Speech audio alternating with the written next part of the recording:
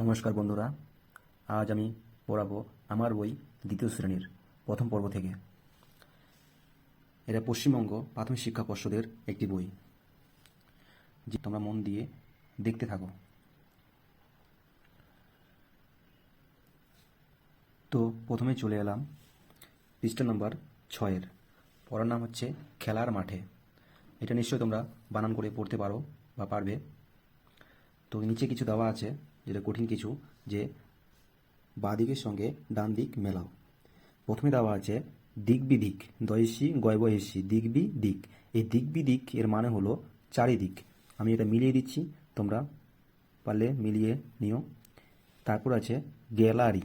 Gallery বানানো হচ্ছে গয়জফলা আকার, লয় আকারের লা, বৈষ্ণ রয় হিসি। গ্যালারি, এই গ্যালারি মানে হচ্ছে মাঠে বসার জায়গা। কি বললাম? মাঠে বসার জায়গা। এটা আমি মিলিয়ে দিচ্ছি, তোমরা মিলিয়ে দিও। যুগ্ম, প্রথমে কি আছে? যুগ্ম অন্ত জয়সু গয়ময়। এই যুগ্ম মানে হচ্ছে দুইজন একসাথে। দুইজন একসাথে, আমি মিলিয়ে দিচ্ছি, দুজন একসাথে। তারপর কি আছে? বিঘ্ন, বৈশ্বিক ঘয় নয়। এই বিঘ্ন মানে বাধা। বিঘ্ন মানে বাধা। তারপরে আছে, এটাতে করে দেওয়াই আছে। তারপর শয় দীর্ঘি ঘয় রফালা, শীঘ্র মানে তাড়াতাড়ি। আমি বলে দিলাম, তোমরা মিলিয়ে নিও বা তোমরা পারলে পড়ে নিও, দেখে নিও। দিক বিদিক মানে হলো চারিদিক, গ্যালারি মানে মাঠে বসার জায়গা, যুগ্ম মানে দুজন একসাথে, শীঘ্র মানে তাড়াতাড়ি, বিঘ্ন মানে বাধা। ঠিক আছে? তারপরে চলে আসবো পৃষ্ঠা নম্বর 7-এ। কি আছে? বলছে ঘর পূরণ করি। এই ফাঁকা ঘরগুলোতে পূরণ করতে হবে। যেমন একটা করে দেওয়া আছে, সরিয় উময় কয় আদন্তান্ন। কি হচ্ছে? অঙ্কন। এই অঙ্কন শব্দটা আমরা একসঙ্গে লিখেছি এখানটায় বক্সের মধ্যে। তো এখানে কি আছে? বর্গের জ আছে, উময় গয় আছে। এখানে কি হবে সেটা ভাবতে হবে। তো আমি উত্তরটা বলে দিচ্ছি, সেটা হলো বর্গের জ, উময় গয়, আর হবে এখানে ল। তাহলে কি হলো? জঙ্গল। তাহলে হলো জঙ্গল। এই জঙ্গল লেখাটা আমি এই ফানে লিখবো একসঙ্গে, বর্গের জ, উময় গ আর ল। এইভাবে তোমরা লেখো। তারপর কি আছে? ল ব আছে, তো লাস্টে কি হবে? ল ব উময় গয় হবে, লবঙ্গ।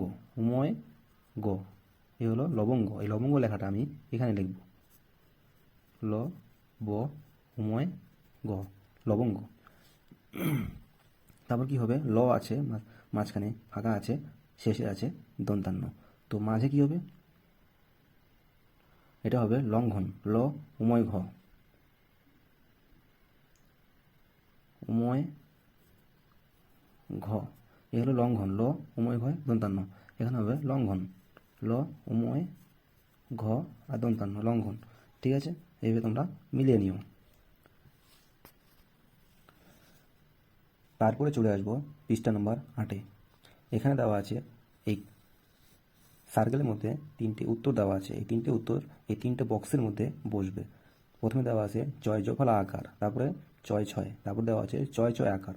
তো কোথায় কোনটা বসবে সেটা আমি বলে দিচ্ছি। এখানে আছে ময়কর মো, এখানে ফাঁকা আছে, লাস্টে ব আছে। এখানে হবে মচ্ছব, ম চয় ছয়, চয় ছয় যুক্ত, চয় ছয় যুক্ত হবে। এই হলো মচ্ছব। এই মচ্ছব হবে এটা। এটা হবে দন্ত স আছে, দন্ত সয়ের সঙ্গে কি আছে? আকার আছে, তার দন্ত স আকারে সা, আর হবে চয় চয় আকার। এই হলো চয় চয় আকার, হলো সাচ্চা। দন্ত স আকার, চয় চয় আকার, সাচ্চা।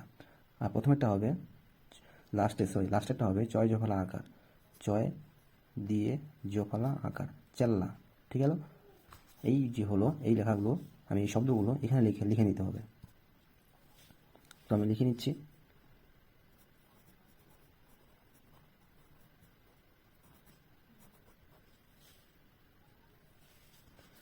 তো আমি 3টে লিখে নিয়েছি, তোমরা দেখতে পারো।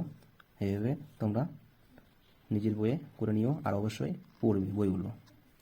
তারপরে চলে আসবো পৃষ্ঠা নম্বর 9। কী দেওয়া আছে?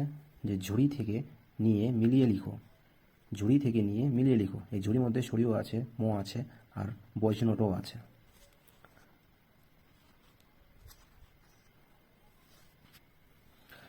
তো প্রথমে হবে সরিয়, মানে এটা উচ্চারণ হবে অজ্ঞান। সরিয় হবে এখানটায় জয় আকার, লাস্টে হবে দন্তান্ন, অজ্ঞান। আর এটা হবে ওই মোটা হবে এখানটায়, তাহলে হবে ম বর্গের জয় জয় আকার মজ্জা, এই মজ্জা হবে আমরা এখানে পরে লিখবো সেটা, আর এখানে বর্গের জয় বই আছে আর বৈষ্ণব রোটা আমি এখানে লিখবো। এই হলো জ্বর। তাহলে শব্দ কী দাঁড়ালো? অজ্ঞান, মজ্জা আর জ্বর, এই তিনটি শব্দ আমরা এই বক্সের মধ্যে লিখে ফেলবো।